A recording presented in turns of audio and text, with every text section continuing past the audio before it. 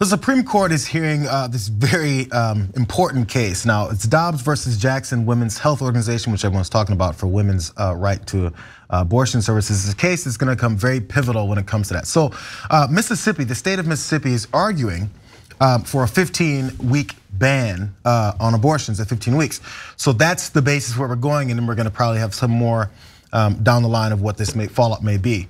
Now, the argument from Mississippi, it does hinge on progressives and progressivism and movement forward in our country, crazy enough, but not the way you may think. So what they're saying is how much women have so much more access to jobs, childcare and things like that, that they can actually move forward without even having to deal with abortion. So let's go straight to this story from the Attorney General of Mississippi had this to say in their arguments. In 1973, there was little support for women who wanted a full family life and a successful career. Maternity leave was rare, paternity leave was unheard of. The gold standard for professional service success was a 9 to 5 with a corner office. In these last 50 years, women have carved their own ways to achieving a better balance for success in their professional and personal lives. By returning to the matter of abortion policy to state legislators, we allow a stunted debate on how we support women to flourish.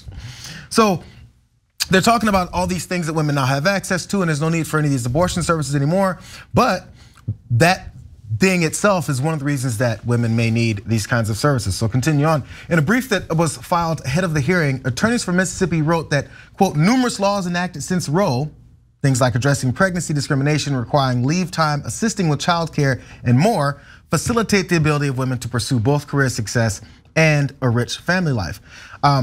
So Amy Coney Barrett, who was I think the latest justice that Trump appointed to the court, she had a similar argument as well. So this is what she had to say on this. Roe and Casey emphasized the burdens of parenting, and insofar as you and many of her amici focus on the ways in which forced parenting, forced motherhood would hinder women's access to the workplace and to equal opportunities, it's also focused on the consequences of parenting and the obligations of motherhood that flow from pregnancy. Why don't the safe haven laws take care of that problem? And doesn't seem to follow that pregnancy and then parenthood are all part of the same burden. Before I go to the obvious problems with this, what they're talking about is we've progressed so far in this country. We've gotten all these laws passed. Before, we didn't hear about maternity leave. Paternity leave was absolutely unheard of. And now women have all these access to parental needs and childcare needs. And look what, you don't even need abortion services. So why are we even trying to figure this out now? Yeah, so boy, there's a couple of issues here. So basically to summarize their argument, they're saying, look, before, if you got pregnant, you'd have trouble getting a job because people judged, right? Now we don't judge, we say, we don't give a damn that you're pregnant, get back to work. Yay, okay. By the way, you won't have maternity leave in the majority of jobs in America, and the government does not mandate it. We're one of only 6 nations in the whole world out of 200 nations that does not have paid maternity leave. Obviously, we don't have paternity leave, we don't have any of that stuff, and we're the only wealthy nation without it, according to Bloomberg and everyone else, because it's a fact. And so the second, but what I'm hearing from it is, what? Well, we let you guys work. Now you want to have access to work and control over your own body? Come on, you're asking for too much here. Ravana.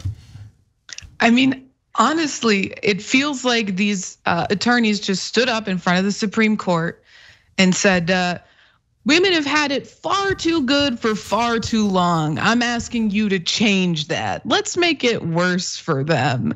There's just something so deeply, horrifically ironic about pointing to all the benefits that people who can get pregnant have now because of protecting reproductive rights and saying, we should get rid of those protections. It just doesn't add up. It's inciting, protection from discrimination laws and parental leave and all of those things that they cited, when Mississippi has absolutely none of those in the state. There's no state laws protecting against pregnancy discrimination. There's no state parental leave, no maternity leave, absolutely no paternity leave, none of it. So just using these examples when you're representing a state that doesn't have any of these laws on the books is just grotesque. It's weird that this somehow that these attorneys and these folks can come in a court setting and have these arguments and miss that very huge point that everyone's gonna start saying is, what they said paternity leave used to be obsolete and that maternity leave was hard to come by. That's today. Yeah. That's right now. It's so weird. And number two, those things that we have had where women allowed to get a job, or maybe since the early 70s when they didn't have as many rights as far as even those types of things like the job, and then the times we do have maternity leave and things like that, or childcare. All those progressive things that changed and those things that we got along in this country, these same conservatives are the people who were fighting against it since then, since forever. Not even since the 70s, since forever before that, when people weren't even pushing it as hard as they were then and now. So you're saying congratulations, you guys got all these advances that we were against. And then now you've got them, so now you don't need your rights anymore. This is like, there's so many layers to the amount that they'd like to control your lives as they talk about the land of the free. It's mind-boggling.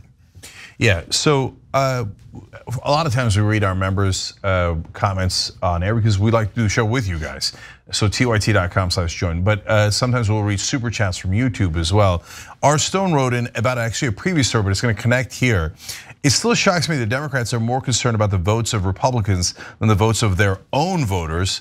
And he said, "Pass for the People Act." So that's about voting rights. But in this case, it's the same exact issue. Democrats. Actually, probably a lot of people don't know this. You know, we don't need Roe v. Wade. Democrats have complete control of Congress. They could just pass a national law that is the equivalent of Roe v. Wade. Then the problem would be solved and Mississippi couldn't do this. Texas couldn't do what they're doing because that would supersede state laws. But the Democrats say, no. We want the permission of Republicans to pass it. But of course the Republicans aren't gonna give you permission. They're like, oh, well then the filibuster is more important than women's rights. So that's what the Democratic Party is saying. That's literal, And they say, well, no, we have a couple of turncoats too within the Democratic Party, like Joe Manchin, and in this case, Bob Casey from Pennsylvania. And they agree that women should not be allowed to control their own bodies, and they would vote with the Republicans. And if we take away the filibuster, it'll be embarrassing because Democrats will help Republicans take away women's rights. I got news for you, it's already embarrassing. So, and Ravana, I mean, to the point of how embarrassing it is, when I think about like taking away a woman's right to choose, they literally snatch your body and they say, you cannot control it, you must let this zygote grow within you, no matter what, right? And you cannot control your own body. The government now owns your body. And you must be an incubator for the thing we actually care about, which definitely isn't you. As a woman, how does that make you feel? I mean, it's disgusting, and it has like real world, particularly financial implications. Like just look at Mississippi specifically. 40% of people living in Mississippi are living, 20% of people living in Mississippi are living in poverty. There are more women living in poverty than men living in poverty. Now, forcing women to give birth is putting a new undue financial burden on those women. And I also would just like to point out a little more hypocrisy on the end of conservatives, because they are endless hypocrisy machines. They like to espouse that they're the party that cares about protecting the children. But in Mississippi, a child born to a single parent, and over 80% of abortions are unmarried women, people who will be single parents if they don't have the option of having an abortion. If you are born to a single mother in Mississippi, you have a almost 50% chance of living in poverty. So passing these laws is going to vastly increase the child poverty rate in Mississippi. And it's just another way that they're demonstrating that they don't care about children. It's all about controlling women's bodies. Because if they cared about children, they would be passing lots of comprehensive laws to provide care for those children once they've been born. But it's not about that. It's just clearly not about that. It's about telling people what they can and cannot do with their bodies, because they're upset that women have made the progress that they've made in society. Absolutely. And by the way, so again, this argument's about the the economic burdens or the ability to get jobs and possibly have childcare or maternity leave. Those aren't the only reasons that women, which this kind of proves the point that you don't know what the hell you're talking about. That's not the only reasons that women may choose to abort. There's many reasons, and maybe if you actually talk to someone and find out how the reasons many women have to go through this decision, it's not just about, oh, I don't get maternity leave, oh, I can't afford it. There's dangerous pregnancies, there's rape, there's children, there's incest, there's all these things that happen to folks, and then they have a reason that they're doing what they're doing. It's probably one of the reasons you should stay the hell out of people's businesses and their lives, because you don't understand it. And you definitely have no interest in finding out so that you can legislate in a way that actually serves the people, all of us. So the problem now is just you have to be the one to tell people what to do, and now you have to find different ways of justifying this control that you absolutely must have, instead of finding out what your constituents want and doing it, because that's a representative government that we like to tout, but we really don't like to practice. Yep, the Republicans have become literal body snatchers. Thanks for watching The Young Turks, really appreciate it. Another way to show support is through YouTube memberships. You'll get to interact with us more. There's live chat emojis, badges. You've got emojis of me, Anna, John, JR, so those are super fun. But you also get playback of our exclusive member-only shows and specials right after they air. So all of that, all you gotta do is click that join button right underneath the video. Thank you.